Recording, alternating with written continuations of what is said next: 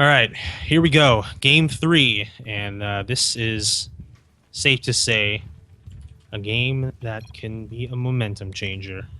We have the Red Zerg spawning on the upper left of Coda LE. He went up 1-0, but now he is tied again and going to have to look for a momentum shifting victory. So, for Brawl Esports, guys, it's KiToO.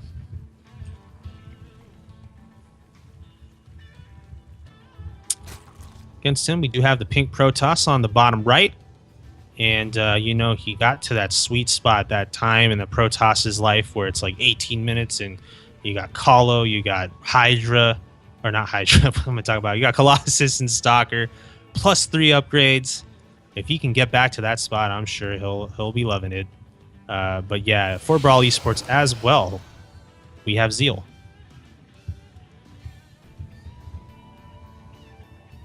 So in a best of 5, both players all teed up.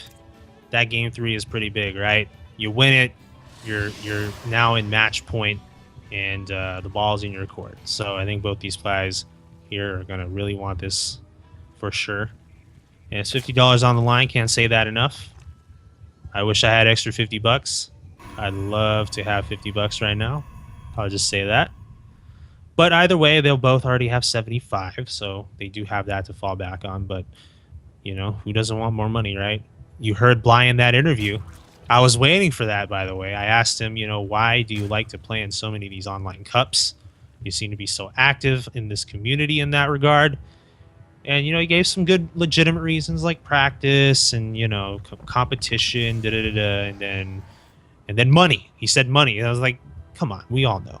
We all know that's what it's. No, I'm just kidding. I'm sure practicing and competition is a real thing, but money doesn't hurt. So let's see these guys try to win it here. We got this probe from Zeal trying to be annoying. KiToO didn't go for a 15 hatch this time. In fact, he did go for the pool opener again. So even if Zeal denied that for, you know, a little longer, those lings would have popped. But yeah, Zeal got a laugh out of that, I guess, as KiToO is gonna throw down that hatchery now.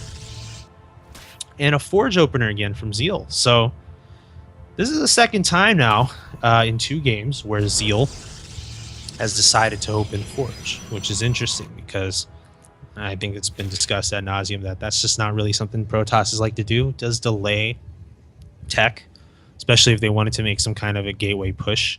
And Zeal is no stranger to that. I mean, we saw him open up with what was a 4-gate attack on Iron Fortress, 4-gate on 2 base, and you get that forge, and you know it slows that down just a hair. Oh my gosh, these lings are gonna get in. Oh, one of them gets taken out, but not the second. Cannon only can attack so many things at once, and ling's gonna get in here. So let's see if KiToO will just go ham with this. If it was Bly, he wouldn't have a problem with that, as we witnessed earlier. KiToO though, potentially can get some work done with his ling. He's going to do some scouting first, which I think is a fair thing. I'd say that's a priority. So he's going to see Cybernetics Core. 5 minutes in, and going to poke at this pylon. Back at home for KiToO. What's happening for him, man? He's got, let's take a look, just a lot of droning.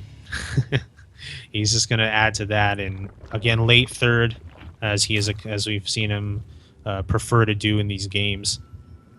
But just always on the lookout for aggression from Zeal. And the other thing I haven't really touched upon too in these games is that their teammates, they may not be the best of friends, so they may not have had a lot of practice games together.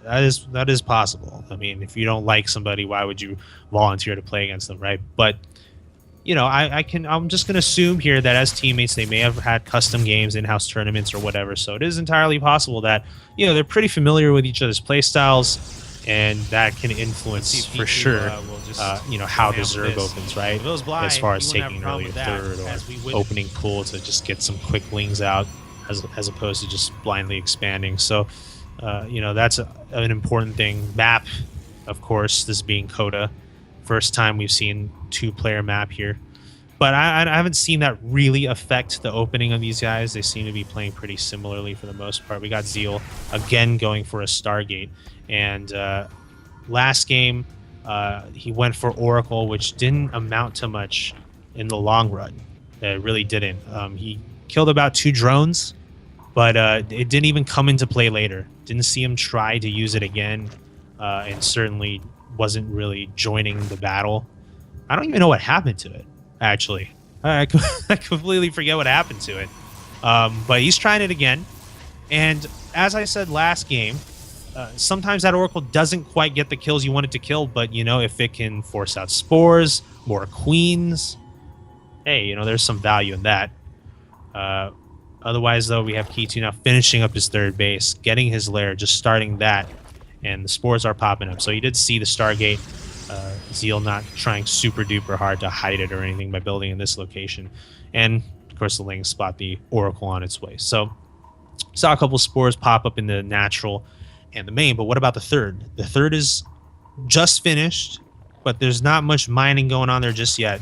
And there's a queen to greet the Oracle, so Zeal gonna have to bypass that, taking a couple more shots from the 2nd queen, and already having to turn around and go home. So this is an even better defense than last time against Oracle, I think. And then a Void Ray from Zeal. This is I have to say, this is very similar to the previous game. Really similar. Token Void Ray coming out right now. And if it's anything like Game 2, probably won't be seeing any more of those, but we'll see. Protoss is certainly not scared of going Sky Toss if they like. We saw that earlier, right? And Sentry's focusing down that Overlord, and we're seeing Lings now harass this 3rd, but good building placement surrounding that 1 cannon, making sure that those Lings can't really get too much done. Oh, they're going to double around, though. Head into the natural. Will they sneak in? There is one Zealot blocking the ramp. The cannon as well, providing some fire from behind. So KiToO trying to see if he can get something done with these Lings, but Zeal is on top in his defenses. We're seeing more gateways added on now. So it does appear that that is going to be, you know, kind of Zeal's plan moving forward here. Maybe Blink Stalkers again, trying to see if he does have Twilight Council. In fact, no, not quite. Doesn't have Twilight Council, but he's going to go for a lot of gateways. That is a lot of gateways, guys. We're looking at 8 gateways. Yeah, I'm going to say 8 gate attack, 3 base, and the push is real. Right now, what is KiToO getting ready back at home to defend against this? It's going to be Hydras and Lings again. So like I said, guys, almost a bit of a deja vu moment. Different map, but same stuff here, as we're going to see Zeal start pushing. And the creep here, not reaching too far out just yet at 11 minutes. Zeal's going to have some room to throw down some proxy pylons as he gears up for an attack. KiToO, Hydra Ling, he's got upgrades. That's going to be a nice plus here. Usually Protosses making these gateway timings have that upgrade advantage, but because this is at 11 minutes as opposed to 7 or 8, we're seeing KiToO with the upgrade advantage here. 1-1 Hydras.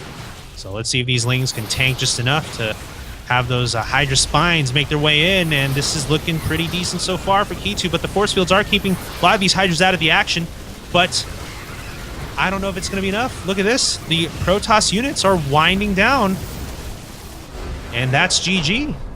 KiToO. Nice surround, man.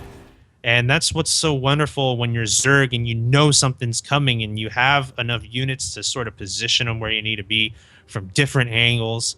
And it's hard for Toss in that situation, because one thing Toss would love to do is fight you through a choke, fight you, you know, you coming from strictly one direction so you can sort of, you know, push back half of your army with force fields. But KiToO really being proactive about making sure he's attacking from all sides. We've seen this in game 1 where we had a lot of those engagements also ending up in this fashion.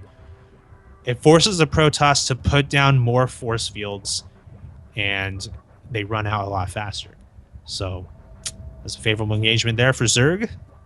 That's why you won it. So he's up 2-1 now, and we're going to head into match point here for game number 4 very shortly. And it is going to be on Vani Research Station. So Vito's figured out beforehand, of course. We're on to another 2-player map, one that could potentially end it for tonight, as we are looking to see who our second finalist is going to be. It's going to be a Brawl player, and Brawl, I'm sure Brawl has been very well represented in this tournament. Obviously, I've had to mention them a couple times because of their sponsorship of the RSL prize. But on top of that, they've had 3